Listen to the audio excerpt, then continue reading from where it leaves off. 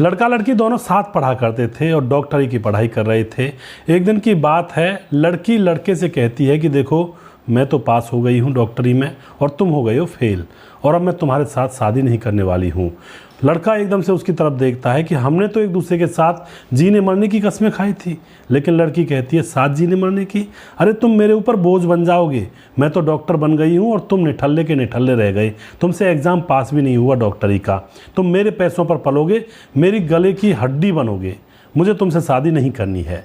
इतना कहने के बाद वह लड़की लड़के को छोड़कर वहाँ से चली जाती है और फिर दोस्तों उसका फ़ोन नंबर भी ब्लॉक कर देती है। लड़का रोता रह जाता है और लड़का तड़पता तड़पता पता नहीं किन किन विचारों में चला जाता है। और उसके बाद इस घटना के अंदर जो होता है, यह घटना बहुत कुछ सीख देने वाली है दोस्तों। जीवन के अंदर उतार चढ़ाव इंसान के जीवन में आते रहते हैं, लेकिन उन उतार चढ़ाव से हमें किस तरह से निपटना है, उन परिस्थितियों में किस तरह से अपने आप को संभालना है, ये सारी सच्चाई यहाँ पर आज इस घटना के अंदर आपको देखने को मिलेगी। आखिर क्या हुआ था, पूरी जानकारी लेने वाले हैं, वीडियो को लास्ट तक जरूर देखिएगा। नमस्कार, मैं हूँ सुदेश कुमार। दोस्तों, राघव नाम का एक शख्स जिसकी उम्र होती है 45 साल और वह बहुत ही हंसमुख स्वभाव का था। गांव के अंदर जिससे भी मिलता हंसकर मिलता, सभी लोग उसको बहुत अच्छा इंसान मानते थे और वह अच्छा इंसान था भी। उसकी शादी को 25 साल हो गए थे, घर में पत्नी थी, लेकिन दोस्तों 25 साल तक भी उनको कोई बेटा या बेटी पैदा नहीं हुआ था, यानी कि वो निसंतान थे। और संतान प्राप्त करने के लिए उन्होंने न जाने क्या क्या काम किए थे, पीर फकीरों के दरवाज़ों पर गए, इलाज करवाए, तरह तरह की दवाइयाँ खाई, लेकिन उनको बच्चा पैदा नहीं हुआ। जो राघव होता है वह खेतीबाड़ी थी उसके पास, साथ में पशुपालन भी किया करता था जिसमें उसकी पत्नी उसका हाथ बटाती थी। तो खेतीबाड़ी का तो आपको पता है 6 महीने में 3 महीने में कुछ काम निकलता है, और जो पशुपालन का काम है वो उसकी पत्नी अच्छे से बखूबी कर लिया करती है। और यह जो राघव होता है ये ड्यूटी किया करता था साथ में। अब तो ये इतने काम इनके थे, 2 लोग थे, पैसों की कोई कमी इनको होती नहीं है। मतलब करोड़पति नहीं थे तो गरीबी भी नहीं थी, मतलब अपना गुजार बसर अच्छे से हो रहा था, कोई बच्चे का खर्चा नहीं था, कोई और खर्चा नहीं था। दोनों पति पत्नी सीधे साधे लोग थे तो अपना भी ज़्यादा खर्चा नहीं किया करते हैं। बस ये तो इंतज़ार में थे कि किसी तरह से इनको कोई संतान पैदा हो जाए और उसको अच्छे से पालेंगे, बड़ा करेंगे, अच्छी पढ़ाई लिखाई करवाएंगे और उसको अच्छी सी पोस्ट पर बैठाएंगे।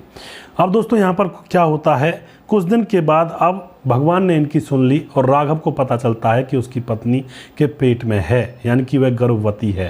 राघव बड़ा खुश होता है क्योंकि 25 साल के बाद आज उसको यह सुनने को मिल रहा था कि उसकी पत्नी पेट से है।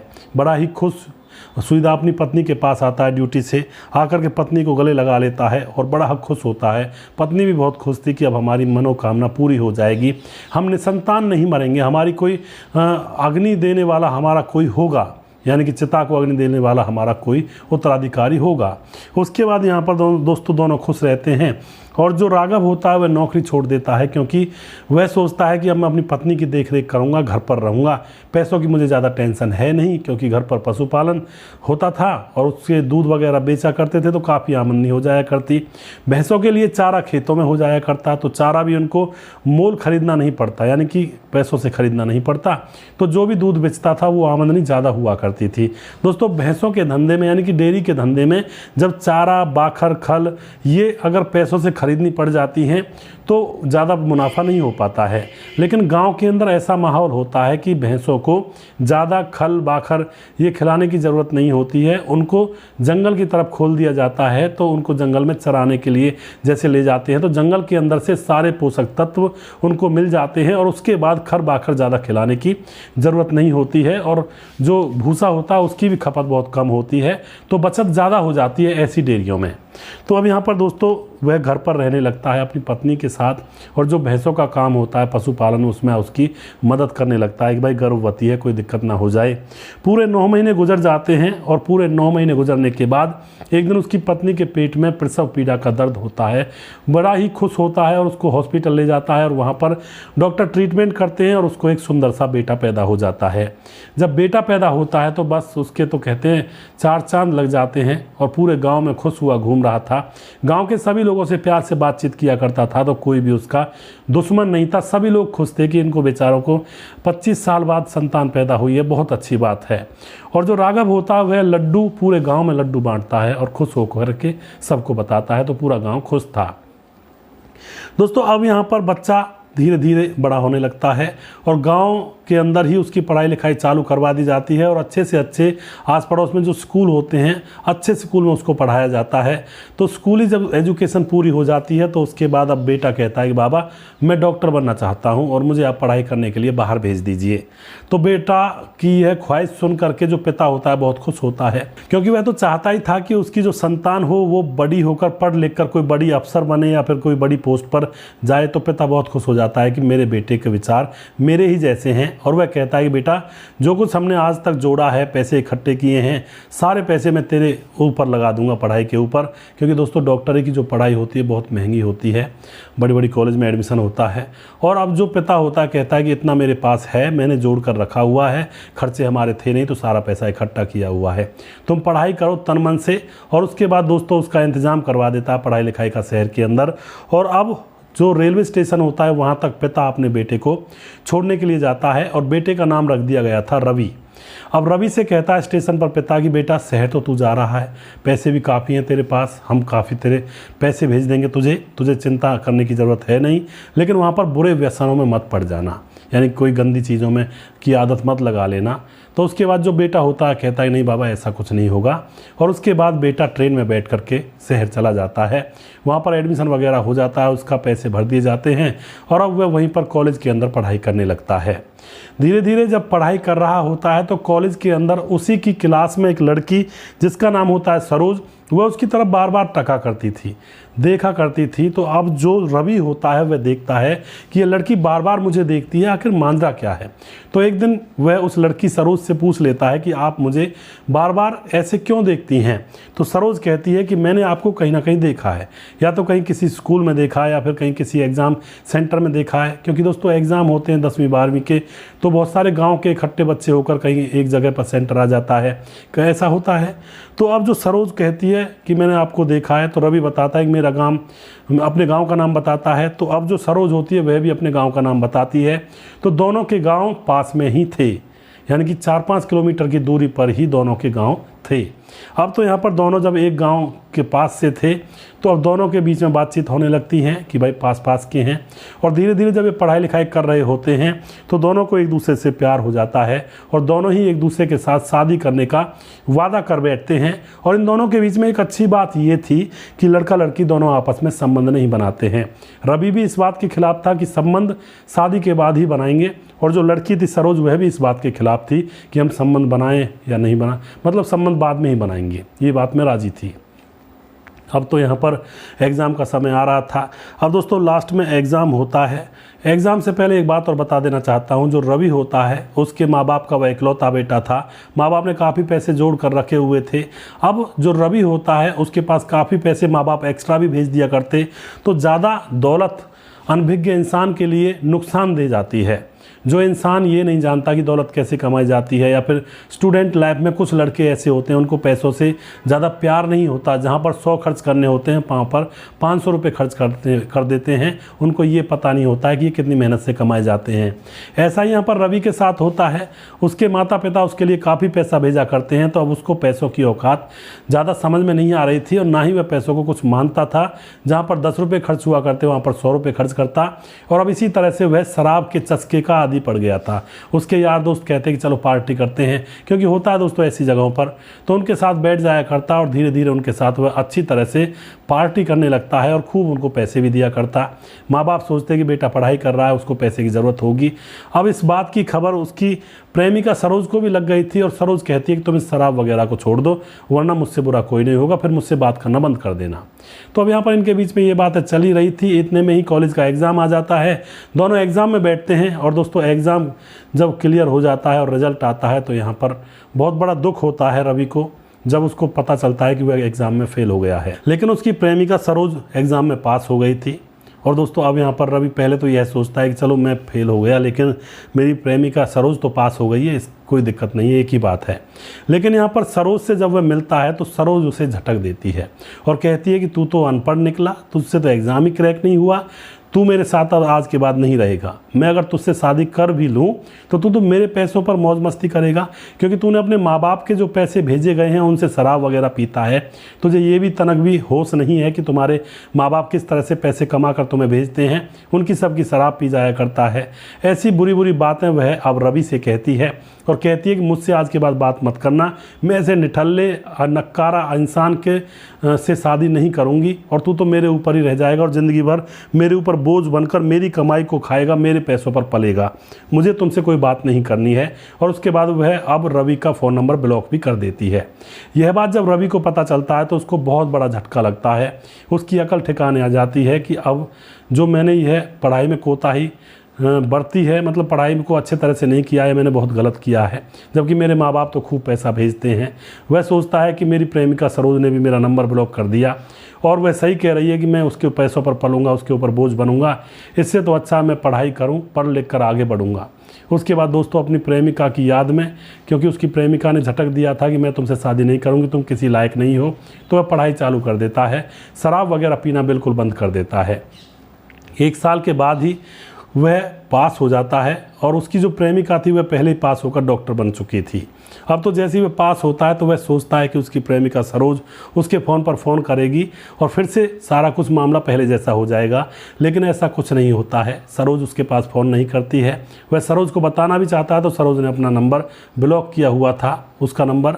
और उसके बाद दोस्तों यह लड़का अपने गाँव पहुँचता है, अपने बाबा को सुनाता है कि बाबा अब की बार मैं पास हो गया, क्योंकि पहली बार जब फेल हुआ था तो बाबा ने कहा था कि बेटा बहुत बड़ी पढ़ाई है तो दोबारा से मेहनत कर, पास हो जाएगा। अब तो जाकर अपने बाबा से कहता है बाबा मैं पास हो गया, तो बाबा बहुत खुश होता है। पूरे गांव में इसकी चर्चा होने लगती है कि भाई लड़के ने मेहनत की और पास हो गया है, डॉक्टर बन गया है। सभी लोग खुश थे क्योंकि उसका बाबा भोला भाला था, सभी लोगों का चहेता था। उसके बाद दोस्तों यहाँ पर अब जो बाबा होता है और उसकी माँ होती है, कहते हैं कि अब तू शादी कर ले, अब तू शादी के योग्य हो गया है और अपनी बीवी बच्चे जब तेरे आएंगे तो हम भी देखेंगे तुम्हारा घर गृहस्थी बसता हुआ। लेकिन दोस्तों यहाँ पर जो लड़का होता है वह अपने आप को कमरे में बंद कर लेता है, उसकी आंखों से शायद आंसू निकल रहे थे। अब यहाँ पर जो पिता होता है उसके यार दोस्त भी आ जाते हैं, वह कहते हैं कि भाई तुम्हारे बेटे ने शायद कोई लड़की देख रखी है, इसीलिए शादी से चुप लगा गया है। तो पिता चुप रह जाता है, फिर उसके बाद कुछ नहीं कहता है। अब जो बेटा होता है फिर से अपनी ड्यूटी पर चला जाता है, क्योंकि वह डॉक्टर बन चुका था और 1 साल ड्यूटी करता है। 1 साल ड्यूटी करते करते माँ बाप को खूब पैसे भी भेजता है। 1 साल जैसे ड्यूटी के हो जाते हैं तो उसकी माँ की मृत्यु हो जाती है और जैसे ही माँ की मृत्यु होती है तो वह गांव में आता है, बड़ा ही रोता है कि माँ मैं इससे अच्छा किसी से शादी कर लेता तो तू कम से कम मेरे बीवी बच्चों को देख पाती, शादी होते हुए देख पाती। उसको बड़ा अफसोस होता है, लेकिन अब पछताए होत क्या जब चिड़िया चुग गई खेत।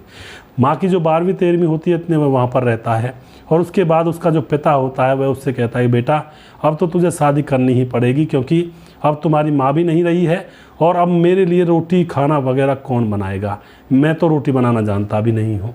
अब तो बेटा यहाँ पर मजबूर परेशान, उसको लगता है कि अब तो वाकई में ही मुझे शादी कर लेनी चाहिए, क्योंकि अब बहुत ज़्यादा अति हो जाएगी माँ बाप के साथ, माँ तो रह नहीं पिता के साथ। उसके बाद वह एक विचार करता है दिमाग में और गाँव से अब अपनी प्रेमिका सरोज के गाँव की तरफ दौड़ा दौड़ा जाता है बाइक लेकर के। वहाँ जाकर उसको सरोज ने बता रखा था अपने गांव का एड्रेस और पता, पिता का नाम। तो वह उसके घर पर जाता है पूछता पूछता, तो वहाँ पर सरोज का पिता मिलता है। मूछें बड़ी हुई थी और वह रिटायर सूबेदार था, फौज में से था, यानी कि बड़े पद पर था। और वहाँ जाकर कहता है कि अंकल जी यहाँ पर सरोज का घर है क्या है? तो अंकल जी पूछते हैं कि हाँ सरोज का घर है, आप कौन बेटा? तो रवि कहता है कि मैं सरोज का दोस्त हूँ रवि और मैं उससे मिलना चाहता हूँ। लेकिन यह बात सुनते ही जो सरोज का पिता होता है, जो कर्नल जनरल था फौज में और रिटायर था, वह एकदम से कह देता है कि तुम यहाँ से निकल जाओ, तुम्हारी वजह से मेरी बेटी बहुत दिनों से डिप्रेशन से निकली है और अब उसकी 15 दिन बाद शादी है और तुम यहाँ से हमें माफ़ करो, तुम यहाँ से निकल जाओ। अब तो जैसे तैसे सरोज का जो पिता होता है रवि को वहाँ से भगा देता है, ना ही सरोज से मिला जाता है रवि पर और ना ही कोई बात बनती है। वापस आ जाता है, मुँह लटका कर घर में बैठा हुआ था। बापू खेतों से आया हुआ था, आकर के देखता है कि बेटा रवि मुँह लटका कर बैठा हुआ है, आखिर मामला क्या है। रवि वापस घर जाकर भी सरोज के फ़ोन पर फ़ोन करता है, लेकिन अभी भी नंबर ब्लॉक था। तो उसके बाद वो अपने बाबा से कहता है बाबा देखो मैं आपको एक बात बताना चाहता हूँ, मैं एक लड़की से प्यार करता था और वह डॉक्टर बन गई, मैं फेल हो गया, उस लड़की ने मेरा फ़ोन नंबर ब्लॉक कर दिया। उसके बाद मैंने बहुत ज़्यादा कोशिश करी और मैं भी डॉक्टर बन गया। मैंने सोचा कि वह लड़की मुझसे बात करेगी, लेकिन वह लड़की मुझसे बात कर ही नहीं रही है। अब दोस्तों उसके बाद उसका बाबा उसकी तरफ देखता है और पता नहीं वह खुश था, उसके चेहरे पर कोई उदासी नहीं थी। वह अपने बेटे से पूछता है कि कौन है वह लड़की। तो लड़का बताता है एक पड़ोस के ही गाँव की है, उसका नाम है सरोज। अब तो यहाँ पर जो पिता होता है उसकी तरफ देखता रहता है और फिर कहता है कि तू अंदर जा और मंदिर में एक कार्ड रखा होगा शादी का, उसको लेकर आ। तो रवि होता है वह मंदिर में जाता है अंदर, घर के अंदर, और वहाँ से शादी का कार्ड ला करके अपने पिता को दे देता है। पिता कहता है कि तूने कार्ड पढ़ा नहीं? तो रवि कहता नहीं बाबा, मुझे क्या ज़रूरत पढ़ने की। तो पिता कहता है इसको पढ़। रवि जब उस कार्ड को पढ़ता है तो उसमें रवि वेड्स सरोज, यानी कि रवि और सरोज की शादी का वह कार्ड था। अब यह देखकर जो रवि होता बड़ा अचंभे में, बड़ा परेशान हो जाता है और वह कहता है बाबा ये कैसे हुआ। उसके बाद बाबा कहता है जो भी हुआ सही हुआ, तुम्हें शादी करनी है और इसी के साथ शादी करवाऊंगा तुम्हारी, जिससे तुम प्यार करते थे। अब उसके बाद दोस्तों शादी की तैयारियों में ये लोग जुड़ जाते हैं।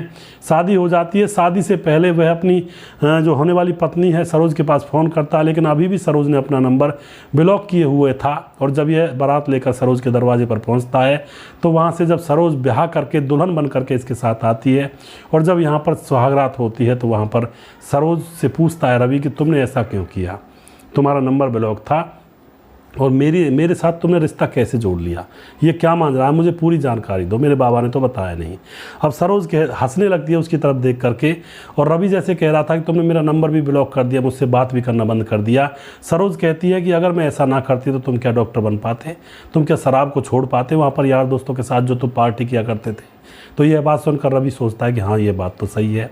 सरोज कहती है कि मैंने तुमसे बात करनी बंद कर दी, मैं डॉक्टर बन चुकी थी, लेकिन मेरे दिल में तुम ही थे और मैं तुम्हें सक्सेस होना देखना चाहती थी। मैंने अपने बाबा से कहा, मैंने अपने पिताजी से कहा कि मैं पड़ोस के गांव के लड़के रवि से प्यार करती हूं बाबा, और वह बहुत अच्छा डॉक्टर है, बहुत होशियार है और वह पास हो जाएगा 1-2 साल के अंदर अंदर, मुझे उससे शादी करनी है।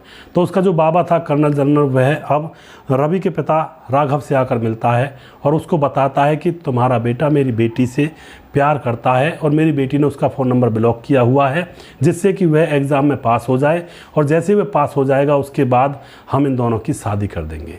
अब तो दोस्तों जो राघव होता है वह भी उनकी साजिश में मिल जाता है और अपने बेटे को नहीं बताता है और इन दोनों का रिश्ता ऊपर से ऊपर तय कर दिया जाता है। और शादी के सिर्फ 15 दिन थे तभी माँ की मौत हो जाती है और फिर राघव अपने बेटे रवि से कहता है कि मैं अब तुम्हारी शादी करने वाला हूँ, बहुत सारी लड़कियाँ के रिश्ते तुम्हारे लिए आते हैं। तो दोस्तों इस तरह से यहाँ पर ये राज खुलता है। चुपचाप इन्होंने ये बात रखी जिससे कि रवि अपनी पढ़ाई लिखाई में आगे बढ़े और वह कामयाब हो जाए जीवन के अंदर। कई बार दोस्तों ऐसे ऐसे तरीके भी अपनाने पड़ते हैं किसी को सही रास्ते पर लाने के लिए। अगर यह लड़की ऐसा नहीं करती तो जो लड़का होता है रवि, शायद वह शराब पीता रहता, और अगर सरोज उससे शादी कर लेती तो बिल्कुल भी पास नहीं होता, क्योंकि उसको लगता है कि उसकी पत्नी कमा रही है, उसे क्या ज़रूरत है कमाने की। तो यहाँ पर सरोज ने बहुत अच्छा किया, उसने उसकी अकल ठिकाने लगाई और जिससे कि वह भी एक बड़ा डॉक्टर बन गया, क्योंकि उसके नंबर सरोज से भी ज़्यादा आए थे, इतनी बुरी तरह से पढ़ा था वो लास्ट में। तो दोस्तों अब ये दोनों हंसी खुशी और अपने बाबा राघव के साथ रहते हैं और वहीं से गांव से ही जो रवि होता है वह अपनी पत्नी को लेकर के ड्यूटी पर जाता है और वहीं पर वह लोग आ जाया करते हैं। नज़दीक के हॉस्पिटल में उन्होंने अपना ट्रांसफ़र करवा लिया है और अच्छे से समय गुजर रहा होता है। तो दोस्तों ये थी आज की कहानी और मैं उम्मीद करता हूँ इन कहानियों से आपको सीख ज़रूर मिलती होगी। और यहाँ से हमें यही सीख मिलती है कि भाई जीवन के अंदर थोड़ा सा अगर हमें हार का मालूम ना चले तो जब हम सफल हो जाएंगे तो सफलता की अहमियत भी हम नहीं जान पाएंगे। हम ज़िंदगी में ठोकर खाते हैं, किसी उद्देश्य को प्राप्त करने के लिए, कोई लक्ष्य है हमारा, उसको प्राप्त करने के लिए बार बार ठोकर खाते हैं, फिर वापस लौट जाते हैं, फिर कोशिश करते हैं कि लक्ष्य प्राप्त हो जाए, फिर वापस हम लौट जाते हैं, कोई कमी रह जाती है। इतनी बार प्रयास करते हैं कि हमें अब हमारी आंखें तरसने लगती हैं कि हम एक बार इस लक्ष्य को प्राप्त कर लें, और जब किसी दिन सफलता मिलती है और हम उस लक्ष्य पर पहुंचते हैं तो हमें वह लक्ष्य बहुत प्यारा लगता है। हमें मालूम पड़ जाता है कि इसकी कीमत क्या चुकाई थी मैंने, कितनी बार फेल हुआ था इसको पाने के लिए। तो दोस्तों तब जाकर कीमत समझ में आती है। अगर कोई लड़का है, लड़की है, उसको ऐसे माँ बाप पैसे दे दें और उसके लिए बहुत सारा काम करवा दें या कुछ भी करवा दें, उसको पता ना हो कि इतनी ऊंचाई पर किस तरह से आया जाता है, कितनी ठोकर खाई जाती हैं, और उसको ऊंचाई पर पहुंचा दिया जाए, उसके लिए कोई बड़ा काम करवा दिया जाए, तो वह उस काम को फेल ही कर देगा, क्योंकि उसको उसकी कीमत का पता नहीं है।